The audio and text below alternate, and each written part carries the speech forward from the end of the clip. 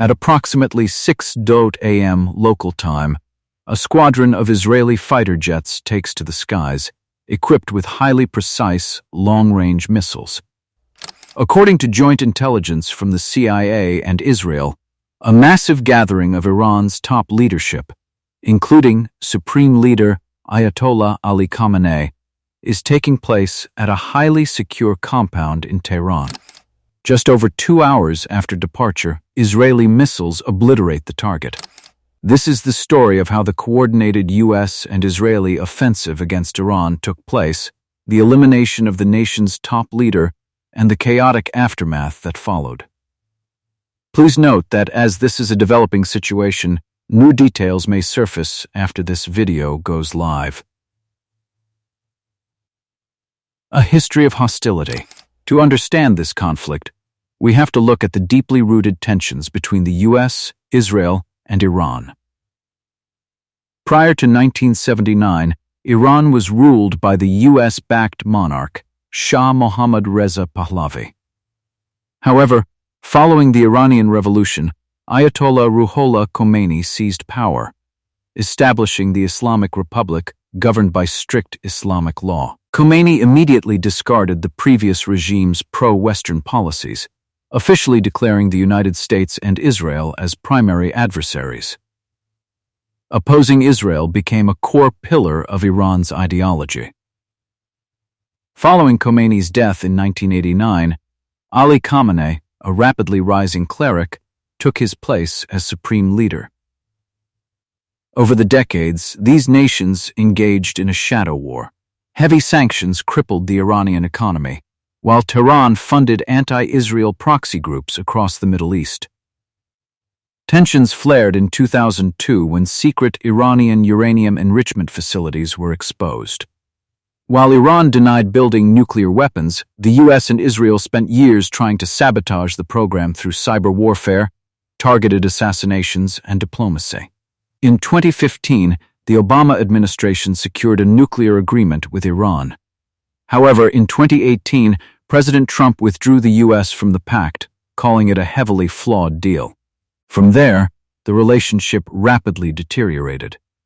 The breaking point. Fast forward to 2025, amid stalled negotiations, the U.S. and Israel launched preemptive strikes on 3 Iranian nuclear facilities using bunker-buster munitions. Concurrently, Iran's economy went into freefall. Hyperinflation, skyrocketing food costs, and widespread frustration led to massive nationwide protests. While the U.S. expressed support for the protesters, the Iranian government responded with a brutal crackdown, implementing nationwide internet blackouts.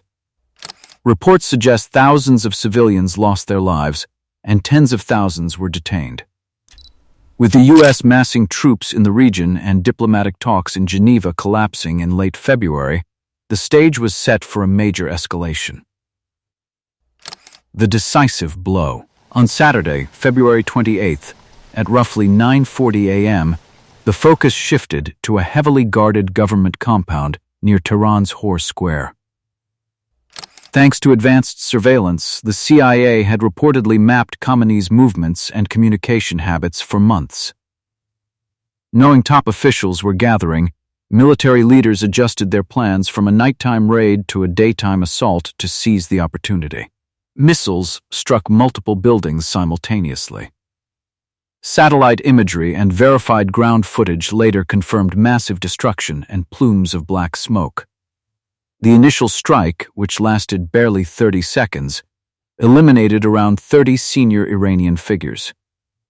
Among the dead were Supreme Leader Ayatollah Ali Khamenei, the Chief of Staff of the Armed Forces, and the head of the IRGC. The joint mission, dubbed Operation Roaring Lion by Israel and Epic Fury by the U.S., spared Iran's president, Masoud Pezeshkian. In the immediate aftermath, surviving officials vowed harsh retaliation. Coordinated aerial assaults. The assassination was merely phase 1. Shortly after, Israel launched a massive second wave, utilizing around 200 fighter jets to dismantle Iran's air defense networks. specifically targeting missile silos to neutralize a counterattack. Roughly half an hour later, the U.S. military joined the fray.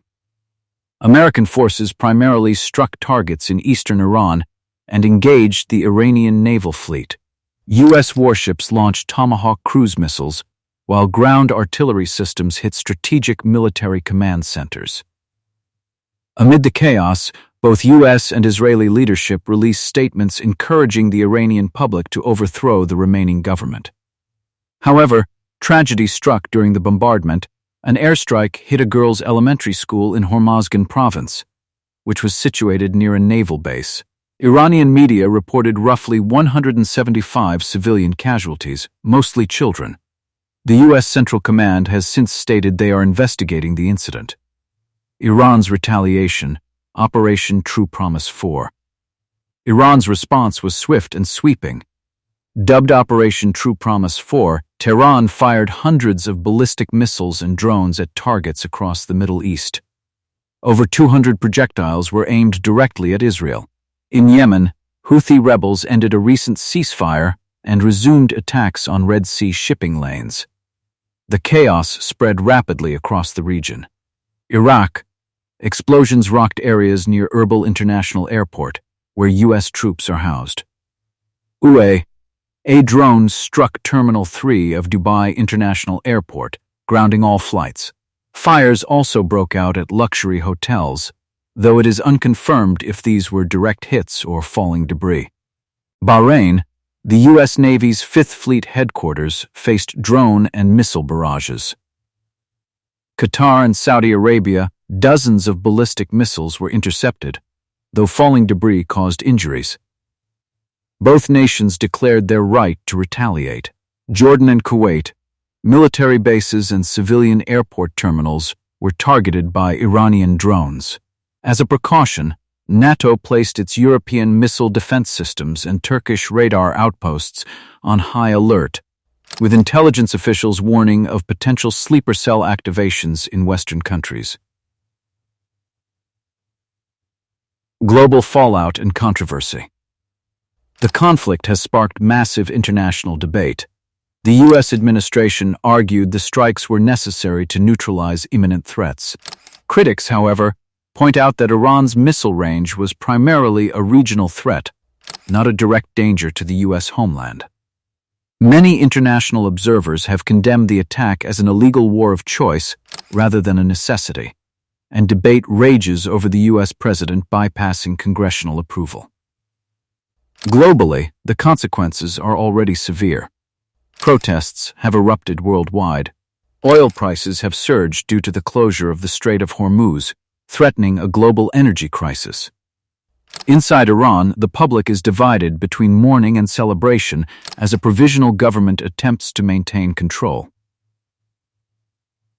Casualty numbers are still fluctuating, but hundreds of military personnel and civilians across the Middle East have already lost their lives, including several American soldiers. As retaliatory strikes continue, the region braces for further escalation in the days ahead. If you found this breakdown helpful, be sure to like the video and subscribe to the channel for more updates on this developing situation.